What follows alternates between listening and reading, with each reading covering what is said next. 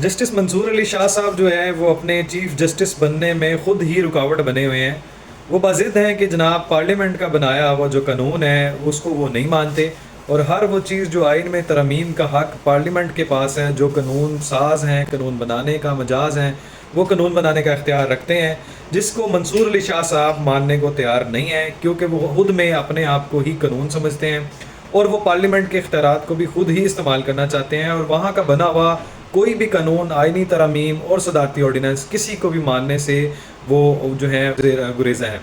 और वो नहीं चाहते कि वो कोई भी ऐसा इकदाम जो आइनी हो, जिसमें आइन के मुताबिक पार्लियामेंट का इख्तियार सुप्रीम है, पार्लियामेंट के पास ये कानून है, उसको वो मानने से इनकारी हैं। वो ये चाहते हैं कि जब तक हमारे जो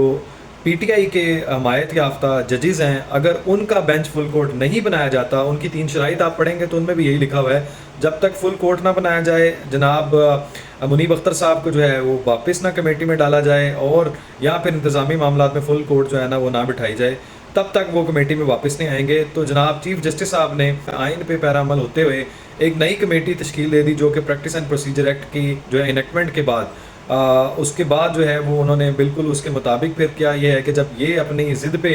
कि जनाब ये पार्टीबाज बनना चाहते हैं और ख़ुद ही ये अपने आप में एक पार्लियामेंट है और ये हर चीज़ से इस्तिस्ना है और हर एक से जो है ना वो कानून से ऊपर हैं, तो ख़ुद को जो है ना वो इस चीज़ से उनको निकालने के लिए चीफ जस्टिस साहब ने 5 रुकनी बेंच जो है वो तश्कील दे दिया प्रैक्टिस एंड प्रोसीजर की नई रूह के मुताबिक। अब उसमें जस्टिस अमीनुद्दीन भी शामिल है, नईम अफ़गान भी शामिल है, जस्टिस मंदुखेल भी शामिल है, चीफ जस्टिस साहब भी शामिल हैं।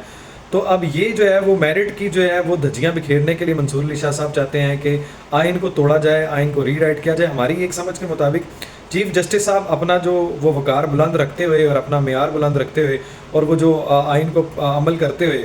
और वो जो उनका एक वज़ापन है, बड़ापन है, उसको जो है वो नहीं छोड़ रहे और जो है ऐसे लोगों को फिर भी वो आने हाथों लेने के बजाय वो है बड़ा प्यार से डील कर रहे हैं, तो उसकी सज़ा उनको कीमत अदा करनी पड़ रही है।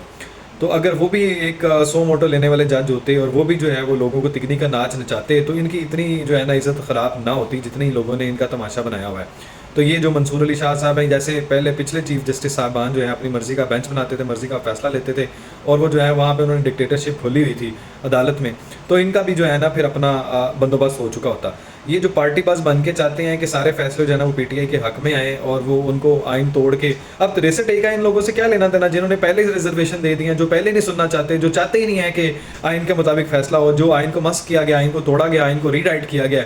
आइन का हुलिया बिगाड़ा गया, उसको वैसे रहने दें। तो इसमें तो इन लोगों को बिल्कुल शुमार नहीं होना चाहिए। चीफ जस्टिस साहब भी होश के नाम लें। अब कितनी देर तक जो है ना ऐसे लोगों को बिल्कुल प्यार से डील करते रहेंगे। अब बैरिस्टर सैफ साहब जो है मशीर हैं केपी के गवर्नमेंट के, जनाब उनके दिमागी कैफियत चेक कर लें आप। वो कहते हैं कि जनाब बुशरा बीबी साहब जो है ना बुजुर्ग खतून है, उनका जो है ना वो कैमरे के साथ जो है ना वो बहाने उनकी तलाशी ली जाती है, उन पर नज़र रखी हुई है, उनके बालों की चेकिंग होती है। अब मुद्दा पूछे, यही बात तो ऐसे ही है कि बालों में कोई जादू टोने का कोई प्रबंध किया हुआ है, वहाँ पे कोई ऐसी चीज़ है मौजूद है जो उनकी बालों की तलाशी ली जाती है। कौन लेता है आगे तलाशी? इनको वहाँ बैठे हुए जो है ना, यहाँ वो पहले कहते थे ना यार आपको तार आई है, तो इनको भी मेरा ख्याल बहुत सी तारें आती हैं, मसूल होती हैं, इनके दिमाग में जो है ना वो बाजे बजते रहते हैं, जो इनको ऐसी जो है ना वो अजीबो गरीब कहानियाँ और ऐसे अजीबो गरीब फ़लसफ़े सुनाई देते हैं और ऐसी अजीबो गरीब इल्हाम आते हैं इनको, और उसका जो है ना ताल्लुक वो जादू टूने से खुद ही जोड़ देते हैं। तो खैर हर बंदा अपने कर्मों की जो है ना वो सज़ा जो है वो भुगतता है। आप इसको जोड़ देते हैं, फ़लाँ तुम बाज आ जाओ, तुम ये कर दो, तुम्हारे भी ये दिन आएंगे फ़लाँ। तो भाई as you sow so shall you reap, जो बीज आपने बोया है वो अब आप काटें। आप कहते थे मैं फ़लाँ कर दूंगा, ये कर दूंगा, वो कर दूंगा,